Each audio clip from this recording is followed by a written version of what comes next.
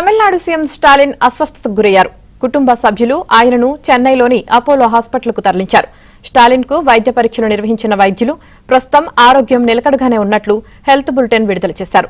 ప్రస్తుతం స్టాలిన్ కు ఇంకొన్ని వైద్య పరీక్షలు నిర్వహిస్తున్నట్లు చెన్నై అపోలో వైద్యులు తెలిపారు.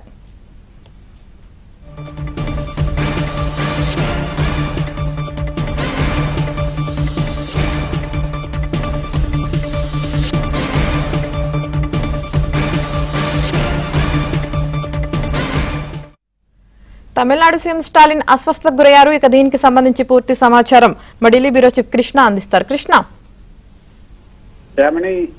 ఈ రోజు ఉదయం తమిళనాడు ముఖ్యమంత్రి ఎంకే స్టాలిన్ వాకింగ్ చేస్తున్న సందర్భంగా ఆయన కొంత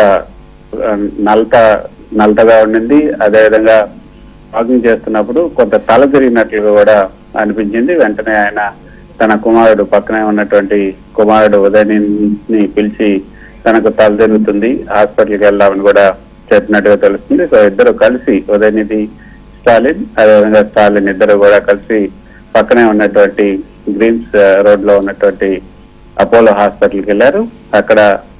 ఆయనకు సంబంధించినటువంటి పరీక్షలు వెంటనే ఈ తలనొప్పితో పాటు ఈ తల తిరగటం ఎందుకు, దీని యొక్క లక్షణాలు ఏంటి అన్న అంశాలన్నింటినీ కూడా పరిశీలించేందుకు అవసరమైనటువంటి వైద్య పరీక్షలన్నింటినీ కూడా నిర్వహించినట్లు Apollo medical services director doctor Anil BG ఒక ప్రకటనలో తెలియజేశారు.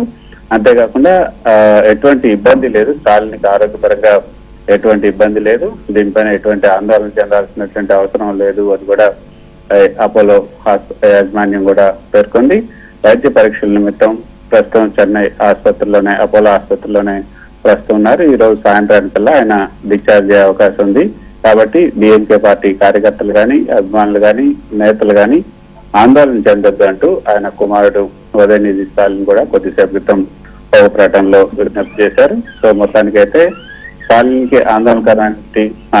స్టాలిన్ ఆరోగ్యం నిలకడగా ఉంది, ఎటువంటి ఆందోళన చెందాల్సినటువంటి అవసరం లేదన్నది ఇటు డాక్టర్లు కూడా చెప్తున్నట్టు మాట.